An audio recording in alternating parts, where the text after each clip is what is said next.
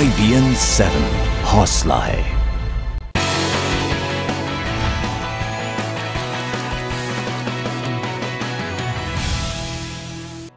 नमस्कार, शाम के 7 बज गए हैं। आप देख रहे हैं देश दिन भर। मैं हूँ ऋचा अनिरुद्ध और मैं हाजिर हूँ देश भर की तमाम अहम खबरों के साथ। और जो सबसे अहम खबर जो दिन भर चर्चा में आज छाई रही वो है कांग्रेस अध्यक्ष सोनिया गांधी पर बीजेपी नेता और केंद्रीय मंत्री गिरिराज सिंह का बयान। ये नस्ल भेदी बयान अब बीजेपी के गले की फांस बनता जा रहा है।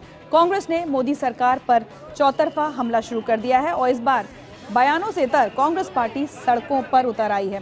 ये जो आप तस्वीरें देख रहे हैं, मुंबई, बेंगलुरु, पटना, अहमदाबाद, दिल्ली, हर तरफ गिरिराज सिंह के खिलाफ गुस्से में ये लोग हैं। कांग्रेस के समर्थक हैं, कार्यकर्ता हैं। सड़कों पर हर शहर में एक जैसा मंजर दिखा। काफ़ी समय से कमज़ोर दिख रही कांग्रेस सड़कों पर अचानक जोश खरोश के साथ एक्शन में नजर आई। पार्टी की सर्वे सर्वा पर जब आपत्तिजनक टिप्पणी हो तो कांग्रेसियों के गुस्से को समझा भी जा सकता है। और ये तस्वीरें दिखा रही हैं कि किस तरह ये गुस्सा अलग अलग शहरों में दिखाई दिया।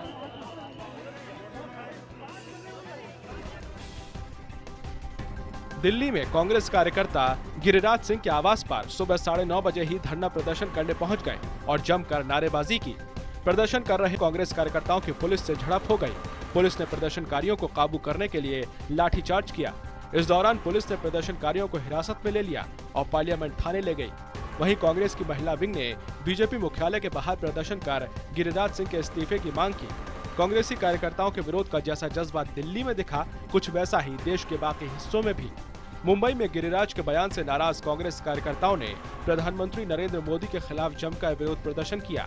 कार्यकर्ताओं ने काले झंडे दिखाए और गिरिराज के इस्तीफे की मांग की। बेंगलुरु में महिला कांग्रेस कार्यकर्ता सड़कों पर उतर आई और गिरिराज के खिलाफ नारेबाजी की और पुतले भी फूंके। मोदी की सरकार में ये देखिए जो हमारे पे लाठी चार्ज हो रहे हैं और उसके अगेंस्ट में हम पीसफुली प्रोटेस्ट कर रहे हैं और उसके बारे में महिला पे अत्याचार की लड़ाई लड़ रहे हैं। उसके बाद देखिए हमारे सर हाथ फाड़ा जा रहा है। मोदी जी से एक हाथ जोड़कर रिक्वेस्ट है, ऐसे मंत्री को इस्तीफा देना चाहिए जो देश के अंदर महिलाओं के लिए ऐसी बातें करते हैं। तो ये तो था कांग्रेसियों का गुस्सा, समर्थकों का प्रदर्शन। बीजेपी नेता शाहनवाज हुसैन ने आज कहा कि जब गिरिराज सिंह ने अपने बयान पर खेद जता दिया है तो इस मामले को खत्म समझा जाए, लेकिन कांग्रेस इतनी आसानी से इस मामले को छोड़ना नहीं चाहेगी क्योंकि मामला सीधे सीधे आलाकमान से जुड़ा है। इसलिए कांग्रेस के सारे नेता एक एक करके उनके बचाव में उतर आए हैं। ये पहली बार नहीं है मिस्टर गिरिराज सिंह कभी कोई इस तरह की बात करते हैं और कल तो उन्होंने मर्यादा की सारी सीमाएं लांघ दी। इसलिए हम समझते हैं कि प्रधानमंत्री को इसमें पहल करनी चाहिए और ऐसे मंत्री को मंत्रिमंडल से किनारे करना चाहिए। इस देश में या तो गिरिराज होगा या रामराज होगा और मोदी जी ने तय कर लिया है कि गिरिराज होगा, रामराज नहीं होगा। क्योंकि अगर मोदी जी रामराज चाहते तो इस समय गिरिराज मंत्री नहीं होते। वो लगातार इस तरह की भाषा बोलते आ रहे हैं तो इनका एक मानसिक संतुलन जो है बिगड़ा हुआ है, उसका इलाज होना चाहिए किसी भी पागलखाने के अंदर। ऐसी कोई दिक्कत नहीं है। मुझे नहीं लगता कि सरकार इसके लिए अगर असमर्थ है सरकार तो हम नागरिकों, मैं लेता हूँ जिम्मेदारी भाई, उनके जो भी उनके खर्च में वहन होगा मैं करूँगा। साफ तौर पे दिखाता है कि किस तरह से ये भारतीय जनता पार्टी के नेता पागल हो चुके हैं और जिस भाषा का उपयोग कर रहे हैं साफ तौर पे इनकी सोच को दर्शाता है। तो चाहे कार्यकर्ता हो या नेता, हर कोई गुस्से में है। लेकिन अभी तक सोनिया गांधी इस मामले पर चुप थी। आज वो मध्य प्रदेश के नीमच पहुंची किसानों से मिलने और वहां उन्होंने आखिरकार इस मामले पर अपनी चुप्पी तोड़ी। हालांकि जो उन्होंने बोला, उन्होंने ये कहा कि ऐसी संकीर्ण मानसिकता के लोगों के बारे में कुछ भी बोलना मुनासिब नहीं है और इस पूरे मामले पर वो कुछ कहना नहीं चाहती। देखिए, मैं समझती हूँ कि इस तरह की संकीर्ण मानसिकता के लोगों जवाब देना या टिप्पणी करना बिल्कुल मुनासिब नहीं है। यही मेरा जवाब है। ये जवाब है सोनिया गांधी का गिरिराज सिंह को, उनकी उस टिप्पणी के लिए जो एक दिन पहले उन्होंने कांग्रेस अध्यक्ष के लिए की थी। किसानों का हालचाल जानने नीमच पहुंची सोनिया से जब IBN 7 संवाददाता मनोज शर्मा ने उनसे गिरिराज की टिप्पणी पर सवाल पूछा तो सोनिया गांधी ने टिप्पणी करने से इनकार कर दिया। इधर बिहार की मुजफ्फरपुर की सीजेएम कोर्ट ने गिरिराज सिंह के खिलाफ एफआईआर दर्ज करने के आदेश दे दिए हैं। दिल्ली महिला आयोग के अध्यक्ष बरखा शुक्ला सिंह ने प्रधानमंत्री को चिट्ठी लिखकर ऐसे मामलों में कार्रवाई की मांग की है। तो इस तरह की बातें जो, और फिर सोनिया गांधी जी के बारे में और एक नस्लीय जो उन्होंने टिप्पणी की है, नाइजीरियंस और गोरी चमड़ी, ये बहुत छोटी बातें, घटिया बातें हैं। ये दिखाती हैं कि आपकी मानसिकता क्या है। हालांकि बात निकली है तो फिर दूर तलक जाएगी। और इस समय जब विवाद चल रहा है महिला विरोधी टिप्पणी को लेकर और कांग्रेस किस तरह से नाराजगी दिखा रही है, सड़कों पर आ गई है, तो कांग्रेस नेता संजय निरुपम का एक पुराना बयान उन्हें बैकफुट पर और पार्टी को बैकफुट पर ला सकता है। वो बयान जो उन्होंने स्मृति ईरानी के खिलाफ दिया था। मुंबई में गिरिराज सिंह के कमेंट को सेक्सिस्ट बताते हुए प्रदर्शन कर रहे संजय निरुपम से हमारे संवाददाता दिनेश मौर्य ने पूछा कि आपने भी एक बार केंद्रीय मंत्री स्मृति ईरानी को ठुमके वाली कहा था, क्या ये सेक्सिस्ट कमेंट नहीं था? इस पर संजय निरुपम ने कहा कि ये मामला कोर्ट में है, फिर भी वो इसे गलत नहीं मानते। वो विवाद अनावश्यक रूप से खड़ा किया गया एक चैनल की तरफ से। जब मुझसे सवाल पूछा गया तो मैंने यूं कहा कि ये पूरा विषय इस समय अदालत में है। डिफेमेटरी केस, डिफेमेशन का केस मेरे खिलाफ है और मैंने भी उनके खिलाफ डिफेमेशन केस कर रखा है। तो अब इस पूरे विषय के ऊपर जो भी होगा वो अदालत के फैसले के बाद होगा, तो इस बारे में कोई टिप्पणी नहीं करनी चाहिए। भगवान राम के ऊपर जो भजन है उसमें ठुमक चलत राम, इस तरह की लाइनें हैं और हम राम के सम्मान में, डिवोशन में इस शब्द का इस्तेमाल करते रहे, ये डेरोगेटरी कैसे हो सकता है भाई? गौरतलब है कि एक बार संजय निरुपम ने टीवी डिबेट के दौरान स्मृति ईरानी पर आपत्तिजनक टिप्पणी की थी। अपने बयानों का बचाव करना कोई नेताओं से सीखे। बहरहाल अगली खबर भी कांग्रेस से जुड़ी हुई है। खबर यह है कि कांग्रेस उपाध्यक्ष राहुल गांधी जल्द ही सक्रिय राजनीति में वापसी करने वाले हैं और वो 12 अप्रैल को वापसी कर सकते हैं। बता दें, राहुल गांधी फरवरी के आखिरी हफ्ते से छुट्टी पर चल रहे हैं। जमीन बिल के खिलाफ कांग्रेस की रैली से पहले पार्टी के उपाध्यक्ष राहुल गांधी 12 अप्रैल को लौट सकते हैं। इस बात की पुष्टि खुद उनकी मां और पार्टी अध्यक्ष सोनिया गांधी ने भी की। राहुल गांधी जल्दी आएंगे वापस और सभी लोगों के बीच में खबर आ रही थी कि राहुल गांधी 19 अप्रैल को लौटेंगे और रामलीला मैदान में होने वाली कांग्रेस की रैली में शामिल होंगे। लेकिन अब सूत्रों के हवाले से खबर आ रही है कि राहुल गांधी के प्लान में चेंज आ गया है और अब वो 12 अप्रैल को वापस लौट सकते हैं। राहुल पिछले 1.5 महीने से छुट्टी पर हैं। पार्टी का कहना है कि राहुल चिंतन करने गए हुए हैं। और रॉबर्ट वाड्रा के खिलाफ मोर्चा खोलने वाले आईएएस अधिकारी अशोक खेमका के लिए ऐसा लगता है कि अब बीजेपी भी उन्हें साइडलाइन करने पर तुली हुई है। खेमका का एक बार फिर से ट्रांसफर कर दिया गया है, वो भी पुरातत्व विभाग में। हालांकि हरियाणा के मुख्यमंत्री कहते हैं कि ये सिर्फ एक रूटीन ट्रांसफर है, लेकिन कांग्रेस ने इल्जाम लगाया है कि बीजेपी की कथनी और करनी में बहुत फर्क है। आईएएस अधिकारी अशोक खेमका का 46वां ट्रांसफर कर दिया गया है। रॉबर्ट वाड्रा के जमीन सौदे को रद्द कर सुर्खियों में आए अशोक खेमका को बीजेपी के राज में भी दरकिनार कर दिया गया है। उन्हें परिवहन आयुक्त जैसे अहम पद से हटाकर पुरातत्व और संग्रहालय विभाग में डीजी बनाया गया है। अशोक खेमका ने अपने तबादले पर अफसोस जताते हुए ट्वीट किया है, अनगिनत बाधाओं और सीमाओं के बावजूद ट्रांसपोर्ट में सुधार लाने और भ्रष्टाचार को मिटाने के लिए हर मुमकिन कोशिश की। जो हुआ है वो दर्दनाक है। हालांकि हरियाणा के सीएम मनोहर लाल खट्टर ने खेमका के तबादले को रूटीन प्रशासनिक फेरबदल करार दिया है। सरकारी अधिकारी का आगे पीछे कुछ नहीं होता। जो सरकार को जहाँ आवश्यकता होती है वहीं हर एक अधिकारी को लगाया जाता। हमारी आवश्यकता उस हिसाब से जैसी है वैसा हमने लगाया। और अब एक बेहद दिलचस्प खबर। कहते हैं कि मसूरी की आईएएस ट्रेनिंग एकेडमी में देश के सबसे तेज तर्रार दिमाग वाले लोग जाते हैं, लेकिन उन तेज तर्रार दिमागों को 7 महीने तक बेवकूफ बनाने वाली महिला रूबी चौधरी अब सामने आ गई। और रूबी का कहना है कि पूरे मामले में उन पर जो इल्जाम लगाए गए हैं वो सारे झूठे हैं। हालांकि इस पूरे मामले में एक अफसर सौरभ जैन का भी नाम सामने आ रहा है। रूबी से बात की ईटीवी संवाददाता पवन लालचंद ने। सौरभ जैन सर के सामने के कहने से मैं वहाँ आई जॉब के लिए, और उसके बाद जॉब ना मिलने के कारण बार बार मुझसे ये कहते रहे कि जॉब मिलेगी, जॉब मिलेगी, जॉब मिलेगी। वहाँ मुझे एक एप्लीकेशन बाकायदा फॉरवर्ड करके दी देव सिंह गार्ड के यहाँ रहने के लिए। उसने मुझे उसी एप्लीकेशन के बेस पे वहाँ रखा, और उसके बावजूद मतलब हर चीज को एकेडमिक कैसे झुटला रही है, हर चीज को कैसे झुटला रही। वहाँ 29 में एक रिकॉर्डिंग हुई, उसे क्यों नहीं दे रही पुलिस को? डीडी की पोस्ट पे रखने वाले थे आईएएस के, और एसडीएम का जो कार्ड इशू किया वो भी सौरभ जैन सर ने किया। उसे फर्जी कैसे कहा जा रहा? ना मैं लापता हूँ, मैं लगातार पुलिस के संपर्क में हूँ, लगातार डीएम के संपर्क में हूँ। लापता किस बात की? फिर लापता वर्ड कहाँ से जुड़ गया ये?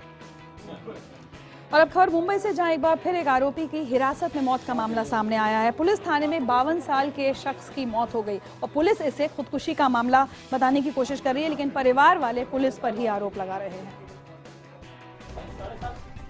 मुंबई के मालवानी इलाके में पुलिस पर लोगों का गुस्सा फूट पड़ा है। लोग पुलिस लॉकअप में एक कैदी की मौत से गुस्से में हैं और विरोध जताते हुए सड़कों पर उतर आए हैं। 1 अप्रैल की रात मुंबई के मालवानी पुलिस थाने में चोरी के मामले में एक शख्स को थाने लाया गया था, जिसके बाद जब आरोपी के रिश्तेदार थाने पहुंचे तो पुलिस वालों ने उसके रिश्तेदार हरी दुबे को भी लॉकअप में बंद कर दिया। इसके बाद अगली सुबह हरी का शव थाने से मिला। पुलिस के मुताबिक हरी ने लॉकअप में ही फांसी लगाकर खुदकुशी कर ली थी, जबकि घरवालों का आरोप है कि पुलिस ने हरी के साथ मारपीट की थी। लॉकअप में मौत का मामला सामने आने के बाद लोग पुलिस के खिलाफ नारेबाजी करने लगे, तो वहीं पुलिस को एक्स्ट्रा फोर्स बुलानी पड़ी। मामला गर्माता देख केस क्राइम ब्रांच को सौंप दिया गया है। पुलिस स्टेशन के अंदर में गरपोड़ी के आरोपी को लाया था। उसको सुबह में उसने फांसी लगाकर आत्महत्या कर ली पुलिस स्टेशन में। उसके बारे में क्राइम ब्रांच मुंबई और जो यहाँ के मजिस्ट्रेट है वो इसके बारे में आगे की जांच कर रहे हैं। खबर किसानों की। राजस्थान की मंडियों में बैगन के किसानों को कोई खरीदार नहीं मिल रहा है और किसान बहुत नाराज हैं, जिसके चलते आज मालाखेड़ा में किसानों ने 10 ट्रॉली बैगन सड़क पर फेंक दिए। वहीं मध्य प्रदेश के नीमच में आज सोनिया गांधी किसानों का दर्द बांटने पहुंची। बारिश ने जहां किसानों की फसलें बर्बाद कर दी, तो वहीं अब मंडियों में भी किसानों को उनकी उपज के लिए कोई खरीदार नहीं मिल रहा है। राजस्थान के अलवर में आज सुबह हजारों क्विंटल बैंगन लेकर किसान मालाखेड़ा मंडी पहुंचे थे, लेकिन मंडी में कोई भी व्यापारी बैंगन खरीदने को तैयार नहीं हुआ। व्यापारियों के मुताबिक बारिश की वजह से बैगन तागी हो गए हैं और खरीदने लायक नहीं बचे थे। खरीदार नहीं मिलने की वजह से किसानों ने 10 ट्रॉली बैंगन मंडी के बाहरी सड़क पर फेंक दिए। बता दें कि अलवर से लाए गए बैंगन दिल्ली, चंडीगढ़, नोएडा, गुड़गांव में बड़ी मात्रा में सप्लाई किए जाते हैं। बैंगन की बिक्री नहीं होने से इन शहरों में भी बैंगन की कीमतें बढ़ सकती हैं। और ओलों की मार से बैंगन पूरी तरह से नष्ट हो रहे हैं। हम मालाखेड़ा मंडी में बैंगन बेचने गया तो वहाँ बैंगन को कोई खरीदार न है। फलदार बिल्कुल हाथ पे हाथ रख के बैठे, ओड़ों पे बिल्कुल फसल खराब हो रही है। जमींदार भी परेशान है और हमारा व्यापारी भी परेशान है, सबकी हालत खराब है। इधर एमपी के नीमच में आज कांग्रेस अध्यक्ष सोनिया गांधी किसानों से मिलने पहुंची थी। किसानों ने सोनिया को अपना दर्द बताया और मुआवजे की मांग की।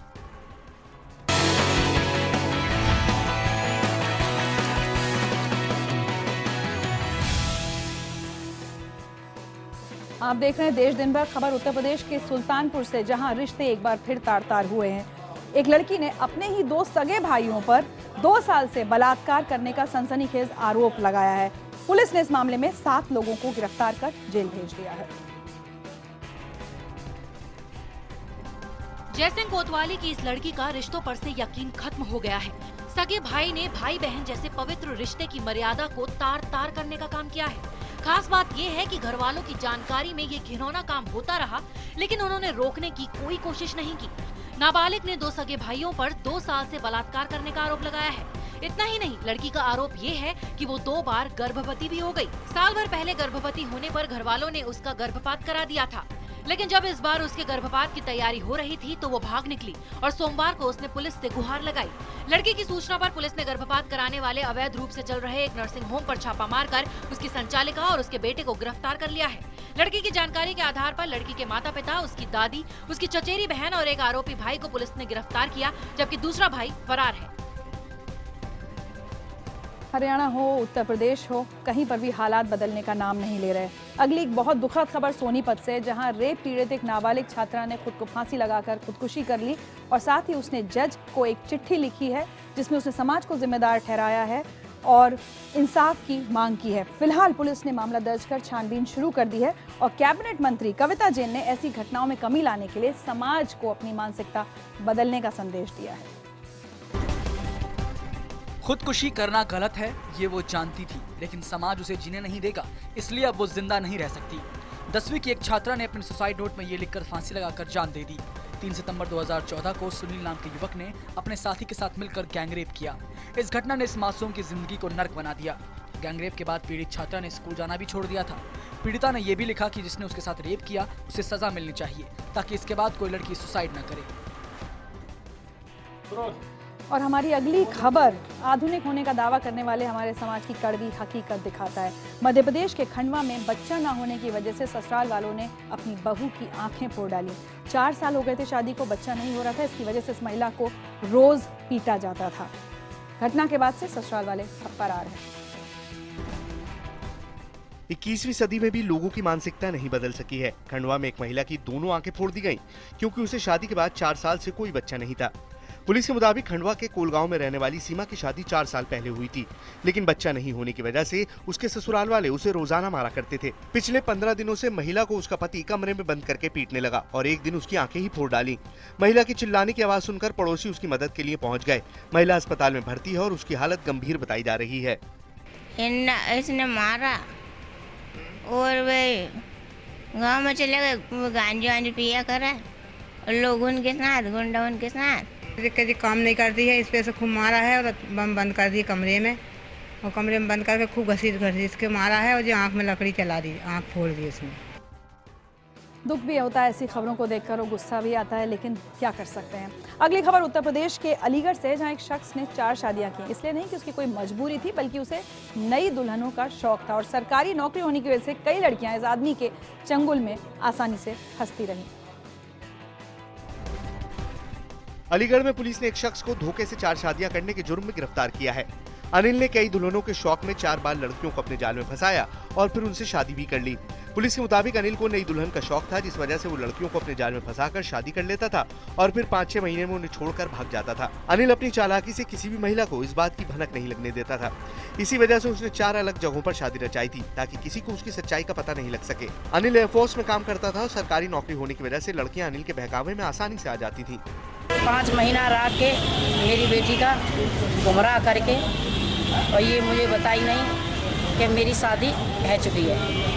ये 2 लड़कियों ने शिकायत दर्ज कराई है, मुकदमे लिखे गए उनके, तो उसने धोखा देकर उनसे तो उससे शादी कर ली। तो उनके विरुद्ध जो है आवश्यक कार्रवाई की जा रही है, मुकदमा लिख लिया गया और जहाँ पर वो मिलिट्री में है वहाँ पर भी इतला दी जाएगी।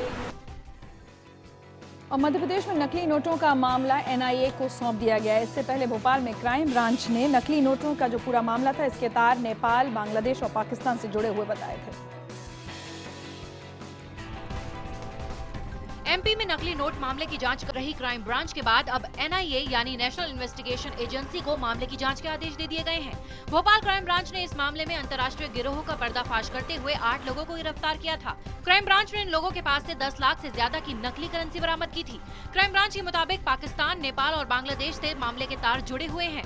गिरफ्तार किए गए लोगों में से 2 लोग नेपाल के रहने वाले हैं। अब इस मामले को एनआईए को सौंप दिया गया है। एनआईए नकली नोटों का कनेक्शन आतंकवाद से होने का भी पता लगाने की कोशिश करेगी, क्योंकि ये नोट ऐसा है जो कि भारत में तो छपा नहीं है, तो ये एनआईए ही मालूम कर पाएगी कि कौन से टेररिस्ट हैं जो कि इस तरह की फंडिंग या भारत के अंदर नोट को छाप के और यहाँ पे टेररिज्म फैलाने की कोशिश कर रहे हैं। और हमारी अगली खबर यमुनानगर से, बड़ी दिलचस्प खबर है, जरूर देखिए इसे। वहां पर लड़कियों से छेड़खानी करने वाले 3 मंचलों को पुलिस ने अनोखी सजा दी। पुलिस ने भरे बाजार में उन लड़कों से उठक बैठक करवाई। ये मंचले कई दिनों से लड़कियों का पीछा करते रहे। जब लड़कियों ने शिकायत की इसकी, तो यमुनानगर के प्यारा चौक के पास पुलिस वालों ने तीनों लड़कों को पकड़ लिया और फिर भरे बाजार में उनसे उठक बैठक करवाने लगे। इसके बाद हालांकि पुलिस ने उन मंचलों को जाने दिया।